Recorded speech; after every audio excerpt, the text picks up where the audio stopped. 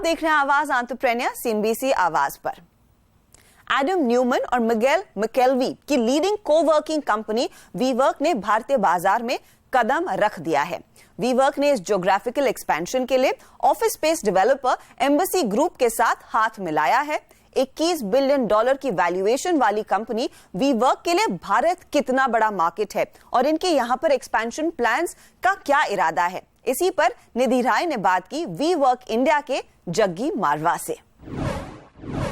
आपने जो अपना ये बिजनेस शुरू किया है, यहाँ पे कोवर्किंग का स्पेस जो शुरू किया है, ये कितना वाइबल है इंडिया में? जब आप यहाँ पे लेके आए तो किन चीज़ों को आपने मद्देनजर रखा है, क्या फैक्टर्स हैं इसके लिए?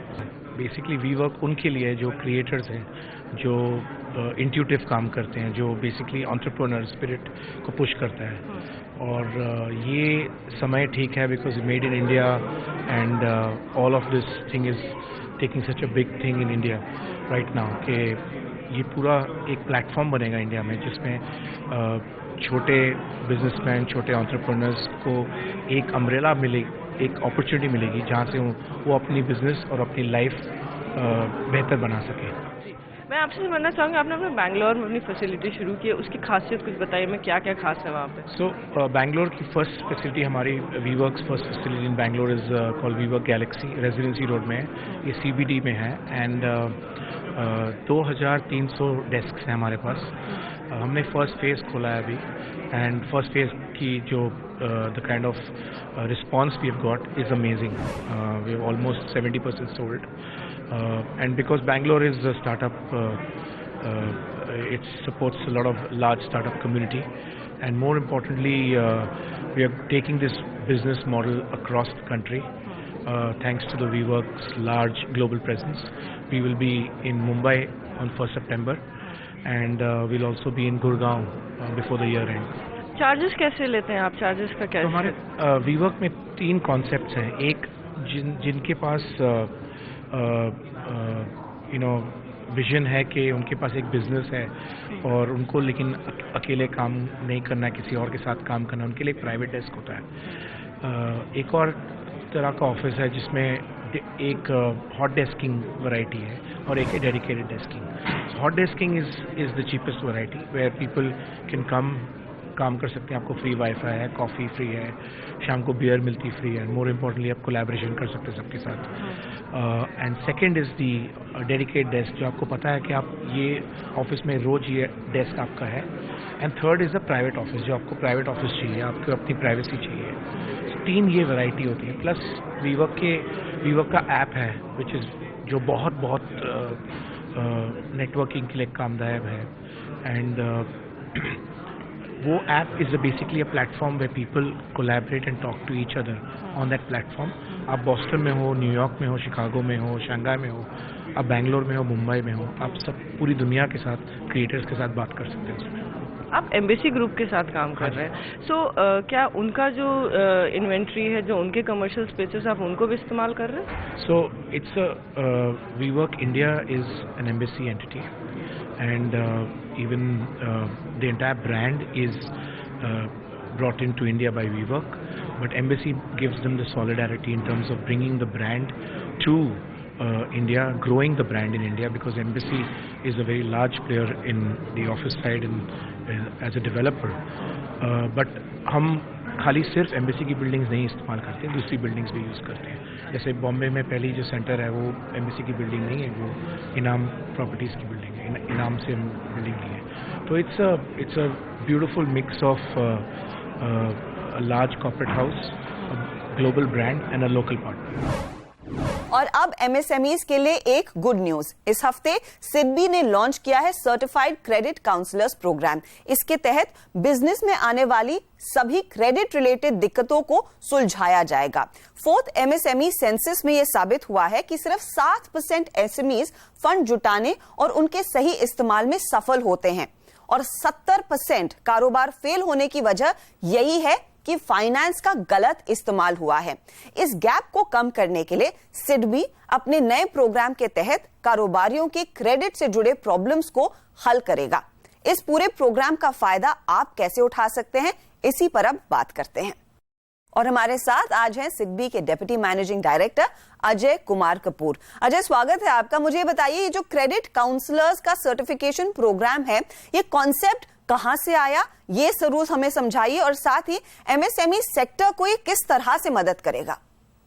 जो इसकी शुरुआत है, ये दीपक मोहंती कमेटी की जो रिपोर्ट है ऑन फाइनेंशियल इंक्लूजन के ऊपर, उन्होंने रिकमेंड किया, दीपक मोहंती ने, कि there should be a set of intermediaries, एक ऐसे मध्यस्थ हों जो कि एसएमई को एडवाइस करें, काउंसिल करें और उनकी पूरी ज़रूरतें समझें और वो उनको बैंकिंग चैनल से लिंक करें। तो एक तरह से सर्टिफाइड क्रेडिट काउंसलर हमने उसी जो इंटरमीडिएट का कंसेप्ट उन्होंने प्रपोज किया, उसके बेसिस पे हमने आगे बढ़ाया। तो इसमें रिजर्व बैंक ऑफ इंडिया ने एक गाइडलाइन बनाई, उसके लिए फ्रेमवर्क बनाया सर्टिफाइड क्रेडिट काउंसलर के लिए, और सिडबी को इम्प्लीमेंटिंग एजेंसी अपॉइंट किया है। तो इसमें हम, जैसा कि सर्टिफाइड शब्द से आप समझ सकते हैं कि उसमें सर्टिफिकेशन के लिए हमने जो IIBF है, Indian institute of banking finance, उनके साथ हमने टाई अप किया है। तो ये पहले एक MSME एडवाइज़र्स के लिए एक प्रोग्राम चला रहे थे, तो उसके अंदर उसको हमने टेलर मेड करके एक सर्टिफाइड क्रेडिट काउंसलर के हिसाब से उस सर्टिफिकेशन प्रोग्राम को पूरा रीलॉन्च किया है। बैंकिंग कनेक्ट इंपॉर्टेंट है, लेकिन इसके अलावा दूसरी कौन सी सुविधाएं हैं जिस पर आप फोकस करेंगे? काउंसलर है, वो काउंसलर शब्द पे भी ध्यान काफ़ी इसमें दिया जा रहा है कि उनके अंदर ये क्षमता होनी चाहिए कि वो MSME को एडवाइस कर सके कि वो अपनी कैपिटल बजटिंग कैसे करें, कब उनको लोन लेना चाहिए, बल्कि उनको लोन कहाँ से मिल सकता है, या फाइनेंसिंग के और क्या मैकेनिज्म है, इक्विटी है, रिसीवेबल फाइनेंस है। तो फाइनेंसिंग के तभी जो जितने भी ऑप्शंस हैं, उन सबसे उनको फेमिलराइज कराना और उनको सही सिलेक्शन में मदद करना। इसके अलावा जो साल दर साल जो अपना प्लान करते हैं कि हम कितनी ग्रोथ करें, तो वो एक फाइनेंशियल प्लानिंग के हिसाब से बहुत ज़रूरी है। तो एक क्रेडिट काउंसलर का काम इससे काफ़ी बड़ा है। तो लेकिन एक तरफ ये ब्रिज है जो कि बैंकों को और SME जो डिमांड है लोन की, उनसे जोड़ना, डिमांड सप्लाई का ब्रिज है, लेकिन कंसेप्ट उससे ज़्यादा बड़ा है।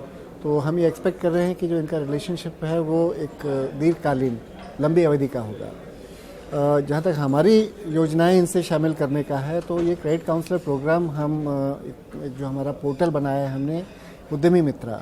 ये उद्यमी मित्रा पोर्टल काफ़ी एक अहम पोर्टल है, जिसमें कि कोई भी SME जिसको लोन चाहिए वो ऑनलाइन जाकर लोन के एप्लीकेशन डाल सकता है, और अगर वो लोन के लिए अभी तैयार नहीं है तो वो उसमें अलग अलग तरह के सर्विस प्रोवाइडर्स हैं जिनको हम हैंड होल्डिंग एजेंसी कहते हैं, उनके साथ संपर्क कर सकता है, उनसे रजिस्टर कर सकता है। तो वो 17,000 से अधिक ऐसी एजेंसीज हैं जो कि उनको ये सेवाएं देती हैं।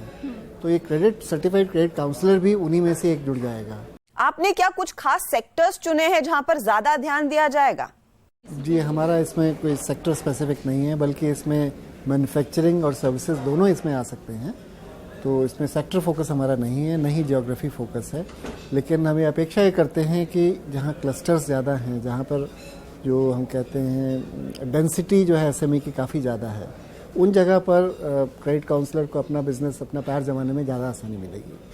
लेकिन टेक्नोलॉजी का ज़माना है, दूरसंचार, टेलीकम्युनिकेशन, तो ये भी धीरे धीरे ये नहीं रहेगा। तो जो कैचमेंट एरिया है, जो उनका सर्विस एरिया है, शायद जहाँ थोड़ा बड़ा लोन होगा वो ज़्यादा बड़ा होगा, जहाँ छोटे लोन हैं वो क्लस्टर स्पेसिफिक में, डेंस एरियाज में, उसमें ज़्यादा होगा। अजय, उद्यमी मित्रा के जरिए आप लोग लोन प्रक्रिया को आसान करने का प्रयास कर रहे हैं, कोशिश कर रहे हैं, लेकिन लोन हासिल करने में आज भी कारोबारी काफी दिक्कतें महसूस करते हैं। वो कितनी हद तक इस पर्टिकुलर नए प्रोग्राम से, क्रेडिट काउंसलर्स प्रोग्राम से कम होंगी? क्या खास योजनाएं आप लेकर आए हैं? हम ये अपेक्षा करते हैं कि जो हमारा पोर्टल पे जिनको लोन नहीं मिल पाता है, क्योंकि करीब अभी तक पोर्टल पे 36,000 से ज़्यादा, 38,000 से ज़्यादा रजिस्ट्रेशन हो चुके हैं जिनको लोन चाहिए। तो उनमें से काफ़ी बड़ी तादाद तो ऐसी है जो कि उसको पूरा नहीं कर पा रहे हैं कि हमें लोन के एप्लीकेशन को कैसे पूरा करना है। तो उसमें हम जैसे लोन क्लिनिक्स लगा रहे हैं या और तरह की चीज़ें कर रहे हैं। तो एक बड़ा इससे जो हमें रिज़ल्ट हम अपेक्षा करते हैं मिलेगा कि ऑलरेडी जो भी क्रेडिट काउंसलर बनता है तो उसको पास डाटाबेस है कि ये लोग हैं जिनको उद्योग लगाना है, जिनको लोन की दरकार है, तो उनको आप मदद करें, लोन एप्लीकेशन पूरा करें। और दूसरा, जिनकी लोन एप्लीकेशन है उसका कन्वर्शन रेट बढ़ाएं। जैसे अभी तकरीबन 9,000 से अधिक एप्लीकेशन आई हैं जिसमें 2,000 सैंक्शन हुई हैं, तो बाकी जो 7,000 हैं उनकी क्या कमियां हैं, उनके जो एंटरप्रेन्योर हैं उनके साथ काम करना, उनका जो वीक एरिया है उसके बारे में उनको बताना, या बैंक को समझाना कि इसकी जो क्या खूबियां हैं इस उद्योग के अंदर, क्या चीज़ें हैं। तो हम एक ठोस इस समय हम ये नहीं कह सकते कि कन्वर्शन कितना होगा, तो कंजर्वेटिवली हम मान के चल रहे हैं कि अगले 12 महीने में अगर 1000 क्रेडिट काउंसलर हमारे इसमें रजिस्टर हो जाएं तो एक बहुत अच्छी शुरुआत होगी। शुक्रिया हमारे लिए समय निकालने के लिए, ऑल द वेरी बेस्ट। हम उम्मीद करते हैं कि जो सारे छोटे और मध्यम एंटरप्रेन्योर्स इस कार्यक्रम को देख रहे हैं इस नए प्रोग्राम का फायदा उठाएं और सिडबी से संपर्क जरूर करेंगे। इसी मोड पर हम लेंगे एक छोटा सा ब्रेक, लेकिन आगे देखिए युवराज सिंह के बाद स्टार्टअप दुनिया में किस दूसरे क्रिकेटर ने दिखाई है दिलचस्पी।